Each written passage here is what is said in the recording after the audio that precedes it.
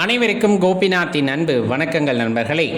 நாளைய தினம் சனிக்கிழமை அபூர்வமான பிரதோஷம் வருகிறது, சனி பிரதோஷம். கடந்த சில மாதங்களாக இல்லாமல் இந்த மாதத்திலே 2 சனி பிரதோஷங்கள் வருகிறது, தவற விடாதீங்க. அதுலேயும் குறிப்பாக நாளைய தினம் ஆலயத்திற்கு சென்று வழிபாட்டை மறக்காமல் செய்யுங்க. குறிப்பிட்டு சொல்லணும்னா, இப்போ சனி தோஷத்தால் பாதிக்கப்பட்டவங்க, சனி பயிற்சியால் பாதிப்படைந்திருப்பவர்கள், இவர்களெல்லாம் அன்று காலையிலிருந்தே விரதமாக இருந்து இறைவனின் ஆலயத்திற்கு சென்று அங்கு வழிபாடு செய்யும் பொழுது அந்த பிரச்சனைகளிலிருந்து படிப்படியாக நாம் மீண்டு வர முடியும் என்பதை மனதில் கொள்ளுங்கள். விரதம் அப்படின்னா அதுலேயும் சிவபெருமானுக்கு இருக்கிற விரதங்களில் உயரியது அப்படின்னா நிறைய விரதங்களாக சொல்லலாம். அதில் குறிப்பாக இந்த சனி பிரதோஷ விரதம் அப்படிங்கிறது சிறப்பானது.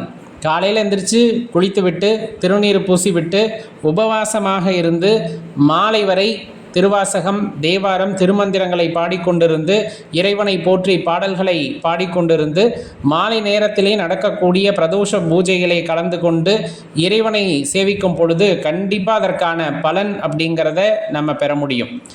எந்த வேண்டுதலாக இருந்தாலும் சரிதான். நம்மளுக்கு படிப்பாக இருக்கலாம், அல்லது உங்களுடைய திருமணமாக இருக்கலாம், குழந்தை பேர் இல்லாமல் இருக்கு இல்லையா, அதனால் குழந்தை பேர் வேணும் அப்படின்னு விரதம் இருக்கிறதா இருக்கலாம், தொழில் வியாபாரங்களில் வெற்றி கிடைக்கணும், லாபம் கிடைக்கணும்னு இருக்கலாம், வேலை நல்ல வேலையாக அமையணும்னு இருக்கலாம். இந்த மாதிரி பல்வேறு விதமான வேண்டுதல்களாக இருந்தாலும் இன்றைய தினத்திலே இறைவனிடம் வைத்து விண்ணப்பமாக வைக்கும் பொழுது கண்டிப்பாக அது நிறைவேறும் அப்படிங்கிறத மறந்துட வேண்டாம். நம்ம செய்ய வேண்டியது ஒன்று தான், பச்சரிசி, வெல்லம்.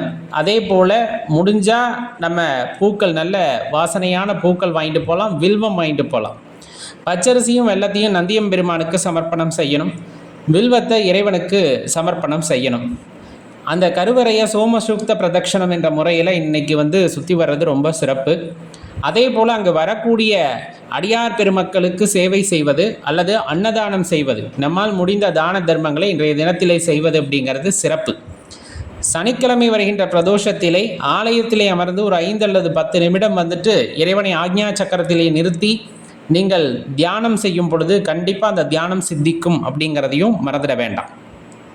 ரொம்ப நாளுக்கு அப்புறம் வருது, யாரும் மறந்துட போகிறாங்க.